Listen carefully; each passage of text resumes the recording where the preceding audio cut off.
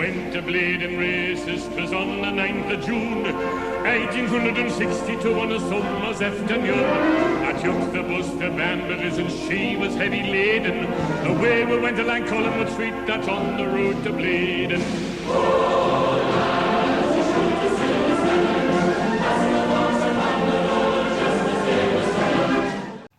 You're watching TOON Army TV. Welcome to the channel. This is the match preview between Newcastle United and Burnley. The game is on Saturday, 8 o'clock kickoff, St James's Park, live on the TV in the Premier League. If you haven't seen these match previews before, I'll quickly run through that right now for you. The previews are split into two halves. The first half of the preview is all about my club, Newcastle United, so I'll talk about our previous results, how I think we'll go about the game in my personal opinion, how Steve Bruce will approach the game from his point of view, and how he will set up his side.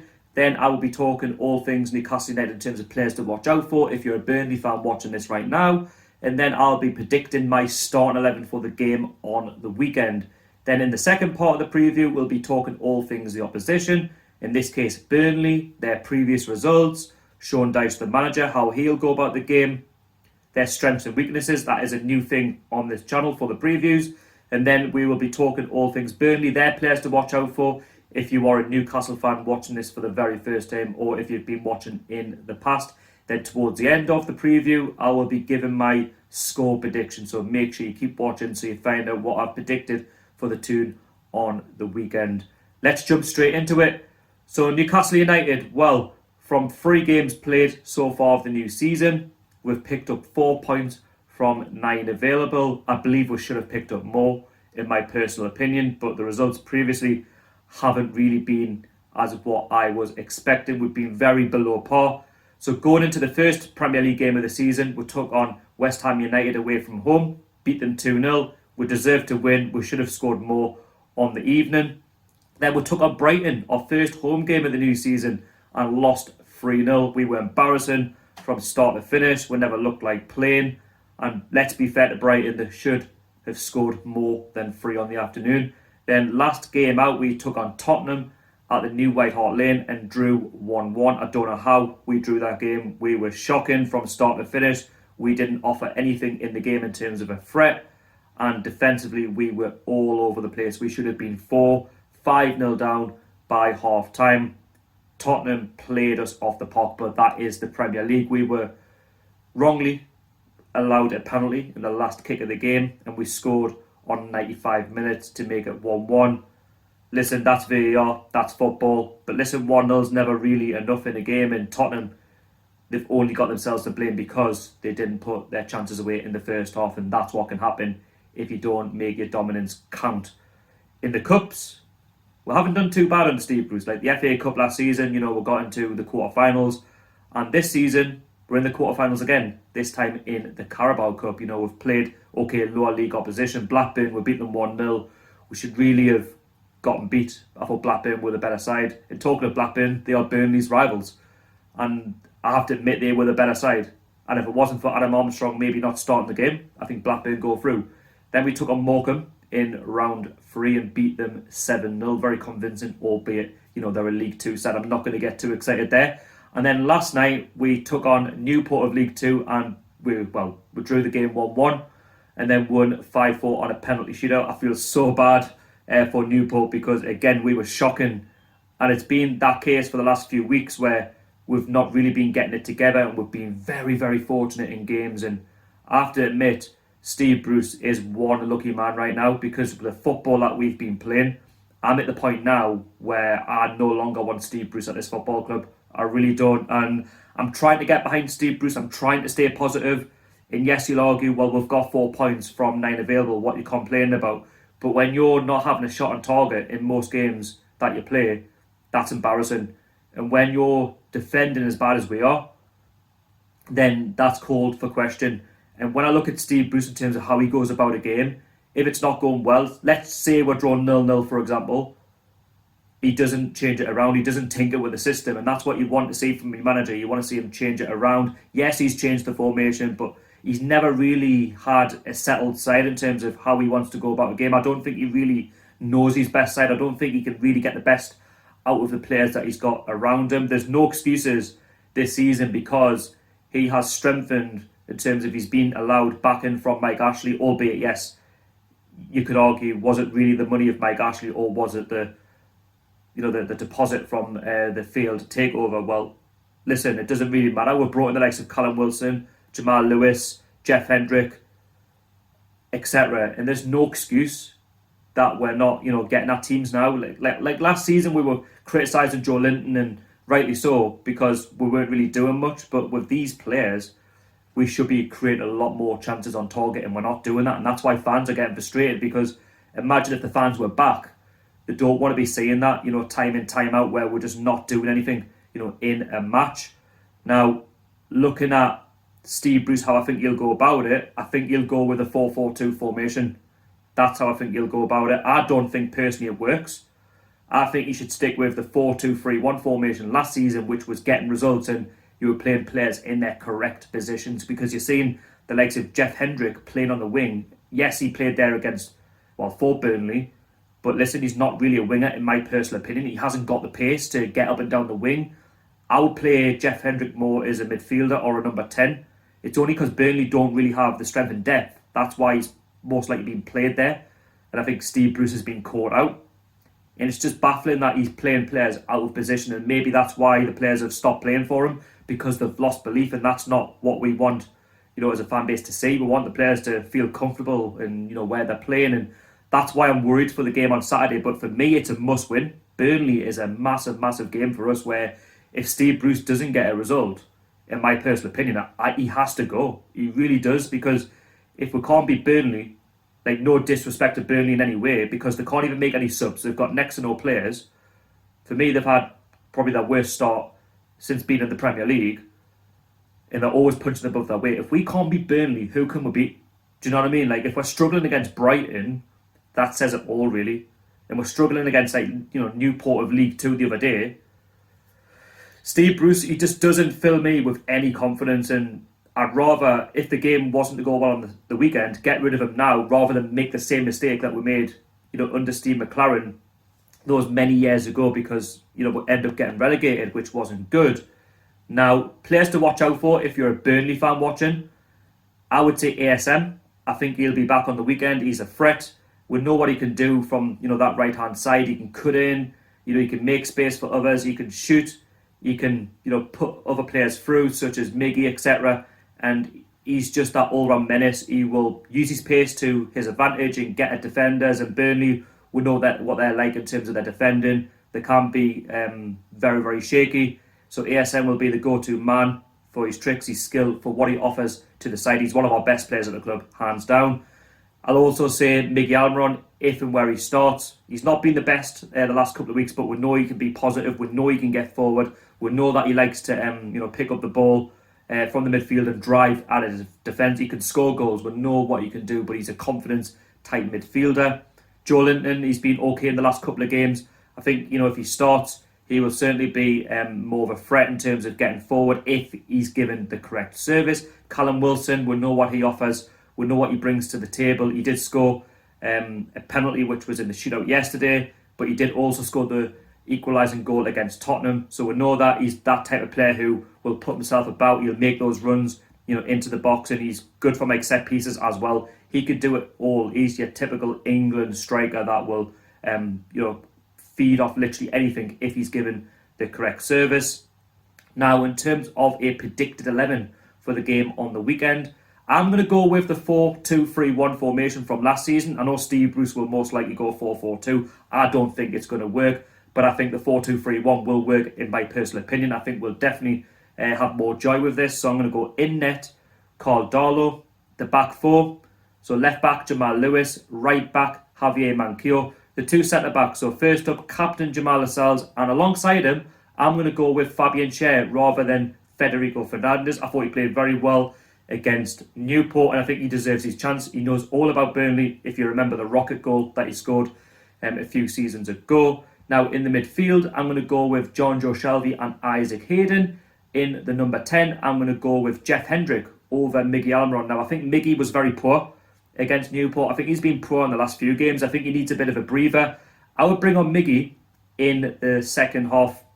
Now, Jeff Hendrick, because I feel like he'll have something to offer against his old side. He'll know about them. He'll certainly cause more of a threat. He'll know how Burnley, in terms of how they defend. And so with all of that, with sort of that playing on his head, he will try and get at the Burnley defence. And I think playing Hendrick in a number 10 may actually work rather than playing him out on the wing. Now on the left-hand side, I'm going to go with Joe Linton. I think he's starting to play well. He's starting to find his confidence. I wouldn't play him up front. I think he's more suited on that left-hand side to where he can actually, get at sides. And with ASM on the right-hand side, it'll just help Joe Linton, to make those runs, alongside Callum Wilson up front, who have gone as the main focal point. And I think with Wilson there, he's definitely going to be a threat to that Burnley defence, as mentioned before. So I think that's going to be my predicted starting 11 for the game on the weekend. But if you're a Newcastle fan watching, let me know what you think will be the predicted 11 on the weekend. Now, jumping into Burnley. So Burnley, at this moment in time, they're currently in the relegation zone. They're in 18th place. And so far, not a good start to the season for them. They haven't really strengthened in key areas. They're pretty much the same side from last season. But they've only played 2 games, whereas we've already played 3. So they need to catch up in terms of, because when they were meant to take on one of the Manchester sides, they'd played in European competition. Now for Burnley, going into it, they've obviously lost both games. So they played Leicester, first game of the season at the King Power, and lost 4-2. There's no disgrace there. Leicester are a good side. And then last time out, they played and lost again. So Burnley are not really in the best shape. So they lost to Southampton, where, let's be honest, I thought Southampton should have won by more. Danny Ings was on fire that day.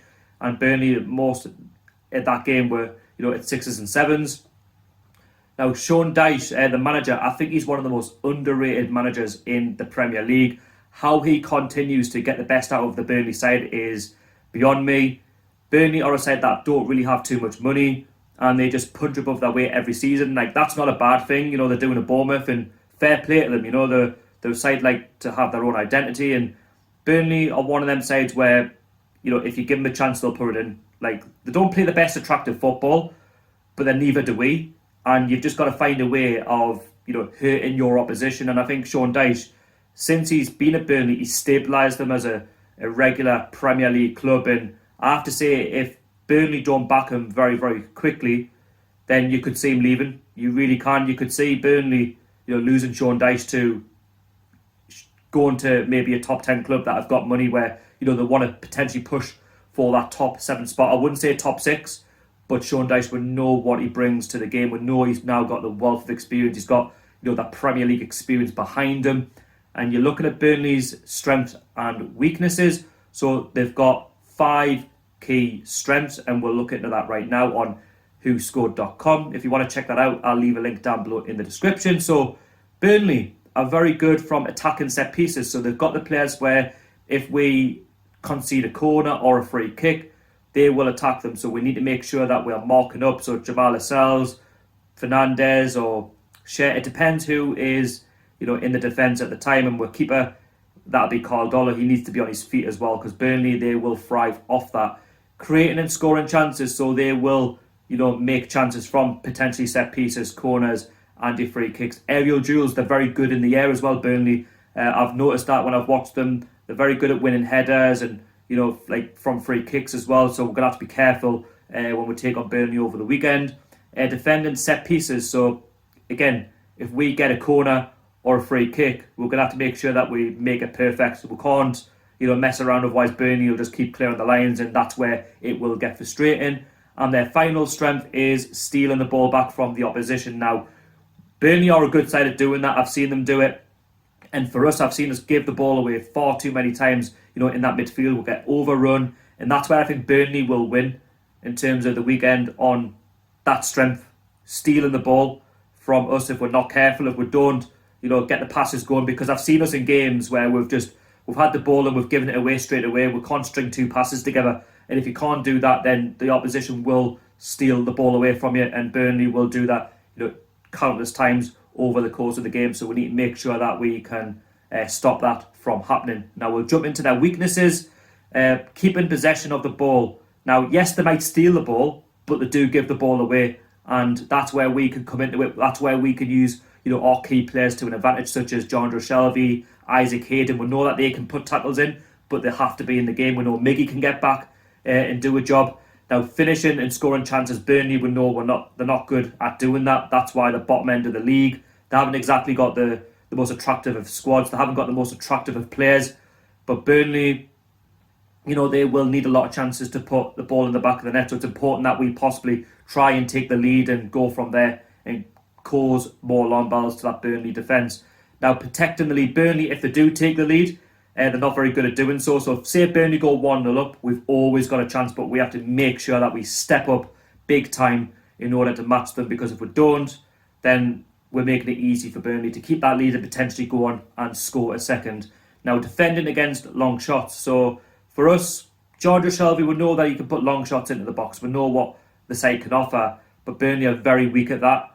And if we can get at Burnley and put their defence under pressure from long shots, from even long throws, etc., then I think we've got a very good chance on the weekend. Now, that is Burnley's strengths and weaknesses. As I've said before, if you want to check out the stats of Burnley, just go on whoscored.com. I will leave a link down below in the description, and I hope you enjoyed that.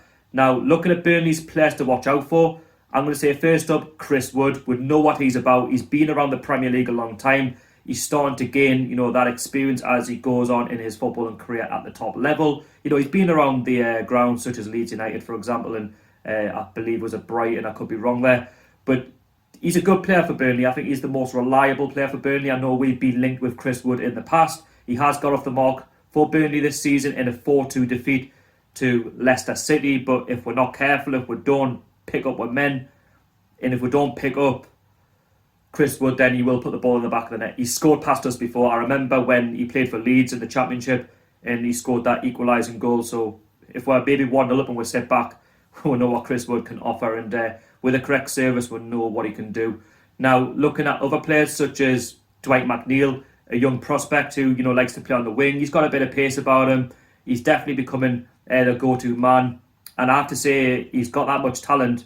He's that good of ability that I think he could definitely go to another Premier League club. He could definitely play at a higher level of the Premier League, and he's not afraid to put the ball in the back of the net if we cause any problems. Now, Ashley Barnes is another one. I'm not too sure if he's going to start on the weekend, but we'll have to wait and see on that. He has been injured, but I was hearing reports that he's been playing in under 23 matches, but I'll put him in anyway. We know that he's a threat. We know what he brings to the table, and we have to guard against that over the weekend. Now, Nick Pope is a very good goalkeeper for Burnley, and if we don't, get the attacking right, we know what Nick Pope can do. I think he's definitely the England goalkeeper in the making. We know what he brings to the table. I think he's a better keeper than Jordan Pickford, and I'm not saying that because he's a Mackham. I just think the way Pickford goes about his game isn't great. He's not confident, whereas Nick Pope is. He knows exactly what he's doing, and he reads the game very, very well. Now, that is the match preview for the game on the weekend. Score prediction, for me, it's a must-win game. If we do not win this game, I think Steve Bruce, for me, loses his job. And I'm going to go with a 2-1 Newcastle United win. I just think it's going to be tight. I think there's not much between us and Burnley. There should be, but the way we've been playing the last couple of games, you cannot be confident. The way we're just giving the ball away and we're just not really creating any shots on target. And I want to see shots on target because I'm not seeing it, and it's embarrassing. It really is. One against Tottenham, which was the penalty, which shouldn't have been. Nothing against Brighton. It's embarrassing. It really is. And that would have been, 2 back-to-back games where we wouldn't have had a shot on target. So we need to improve that big time. And yeah, that's it. Just go for it. Let's get 3 points. And if we do, then we're looking good and we're looking towards getting into that top 7, top 6 areas of the league. And if you enjoyed the preview, make sure that you hit that subscribe button. It's free. Turn on your notification bell so you never miss a video from myself. Hit the like button. And make sure you put your comments down below for your start 11s and your predicted 11. So thank you so much for watching, and I'll see you all in the next one. See you later.